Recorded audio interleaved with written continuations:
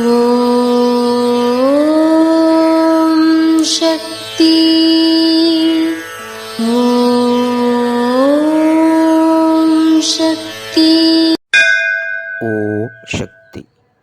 பல்லாயிரம் ஆண்டுகளாகவே சக்திக்கும் சித்தர்களுக்கும் பஞ்சபூதங்களுக்கும் வழிபாடு உண்டு.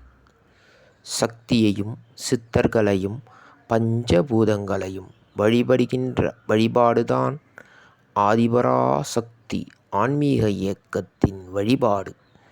இது அன்னையின் அருள்வாக்கு. ஓம் சக்தி பராசக்தி. ஓம் சக்தி.